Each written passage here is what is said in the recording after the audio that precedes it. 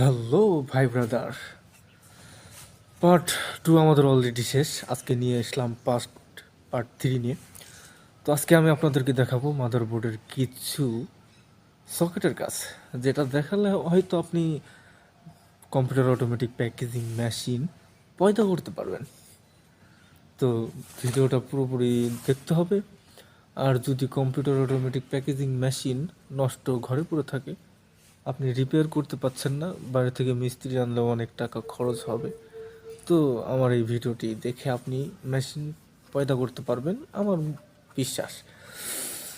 আর একটি কথা হচ্ছে, স্ক্রিনে আমার ইমেল অ্যাড্রেস, ফেসবুক সব কিছু দেওয়া থাকবে। যদি কারোর প্রয়োজন হয় তাহলে অবশ্যই যোগাযোগ করবেন। আর ফরিদপুর এবং রাজবাড়ী জেলার জন্য বিশেষ ছাড় থাকবে, কারণ আমার বাড়ি ফরিদপুরে।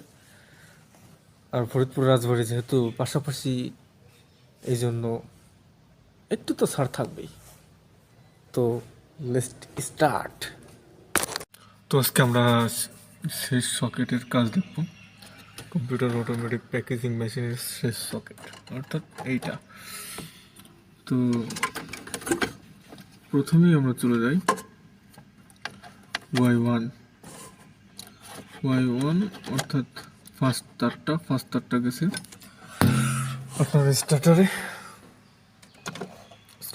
এইখানে, এই যে এই লাল তারটা। তো প্রথম তারটা স্টার্টারের এইখানে লাগিয়ে দিলে হয়ে যাবে। আর এবার দেখি দ্বিতীয় তারটা কই গেছে। ওয়াই টু গেছে এই সকেটের এখানে।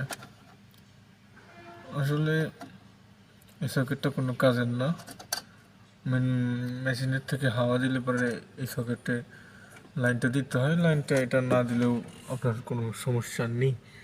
এবার আমরা চলে যাব ওয়াই3, 1 2 3 D2। এবার ওয়াই3 এবং এই সকেটের 1 2 3 নম্বর তারটা কই গেছে।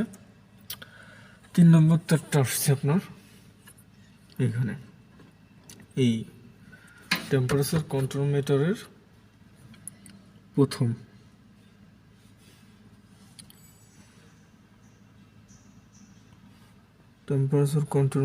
প্রথম এই তারটা। তো ওয়াই4, 1 2 3 4, ওয়াই4টা হচ্ছে যে 220 ভোল্টের ফেস লাইন, অর্থাৎ এল লাইন, যে কোনো জায়গা থেকে দিলেই হয়ে যাবে। এবং ওয়াই5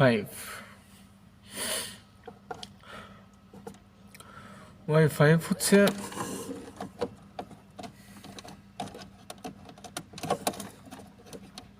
এখানে সংকেত আছে D4, D5 এবং D6। তো এই তিনটা তারই আপনার ভাইব্রেশনের কাজ করবে। এই সকেটের থেকে একটা লাইন বের হবে, আর এর সাথে যে কোনো জায়গা থেকে নিউট্রাল দিলে পারে সেই ভাইব্রেশনটা কাজ করবে। এখন D4টা দেখি আমরা কোথায় আছে। D4 লাইনটা দেওয়া নেই, তাহলে D5 অর্থাৎ ওয়াই6, 1 2 3 4 5 6 নম্বর ওয়াই6 আছে D5। তো দেখি D5 এখানে আছে নাকি। হ্যাঁ, D5 আছে। এটা হচ্ছে শুটের ভাইব্রেশন, অর্থাৎ এই সকেট থেকে ফেজ গেছে এবং নিউট্রাল আপনি যে কোনো জায়গা থেকে দিলেই হয়ে যাবে। D6টাও ভাইব্রেশন, বাট আপনি এভাবে লাগিয়ে দেখতে পারেন, কোনো সমস্যা নেই। তো আজকে একই সাথে আমি শেষ করে দেবো টেম্পারেচার কন্ট্রোল মিটার, অর্থাৎ হিটার কিভাবে আপনি লাইন দিবেন, হিটারের লাইনটা আমি একই সাথে আজকে শেষ করে দিব। তো হিটারের লাইন হচ্ছে টেম্পারেচার কন্ট্রোল মিটার। তো টেম্পারেচার কন্ট্রোল মিটার দেখতে ঠিক এরকম সামনে থেকে, এবার আমরা অন্তরটা কই গেছে জাস্ট বলে দেব। প্রথমটা কোত্থেকে আসছে আমি তো দেখালাম এই মাদারবোর্ডের Y1 থেকে, অর্থাৎ একদম প্রথম সকেটটা। এবার দ্বিতীয় লাইনটা হচ্ছে নিউট্রাল। তো আপনি দ্বিতীয়টা নিউট্রাল যে কোনো জায়গা থেকে দিলেই হয়ে যাবে। এবং 1 2 3 নম্বর তারটা যাবে রিলে। এবার কোথায় গেছে আমি আপনাদেরকে দেখাচ্ছি, আউট 1+। তো তারে লেখা রয়েছে দেখুন আউট 1+। তো এখানে আমরা চলে যাব কোথায়, আউট 1+ আছে এই যে 3-তে।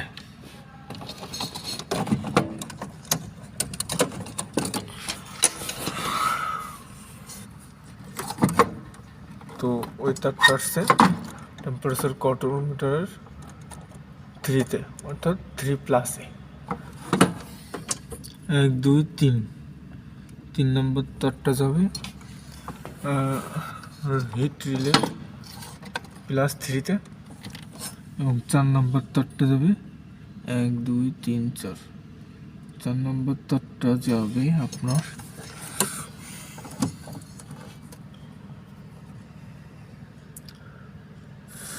রিলের -4-এ। তো এবার এই পাশে আপনি কী করবেন, এই পাশে হচ্ছে এই পাশে সরাসরি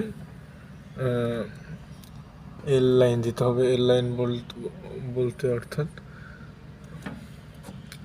1-এ, শুধু 1-এ আপনি এল লাইন দিবেন 220 ভোল্টের ফেজ। আর এটা হচ্ছে হিটার, 2-এ আপনি হিটারের লাইন দেবেন। তো ঠিক একইভাবে এখানে দুইটা আছে সেম ক্যাটাগরিতে, এটা সেম ক্যাটাগরিতে লাগিয়ে দিলে হয়ে যাবে। এই হচ্ছে আমাদের কম্পিউটার অটোমেটিক প্যাকেজিং মেশিনের যাবতীয় কাজ। এই হচ্ছে ড্রাইভার কার্ড, তার দুটো কোড থেকে আসছে। আমি ড্রাইভার কার্ড চালানোর জন্য 38 ভোল্ট কারেন্ট লাগবে।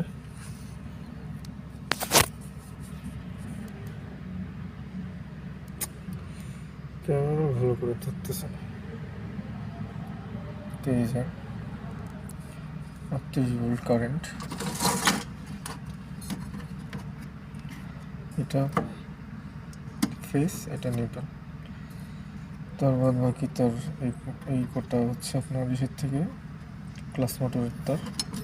আর এই দুটা কোড থেকে আসছে, সেদিন দেখিয়েছিলাম, এই দুটো আসছে ডিসপ্লে লাইন থেকে একদম নিচের দিকে। তো আজকে এ পর্যন্ত, ধন্যবাদ, ভালো থাকবেন সবাই।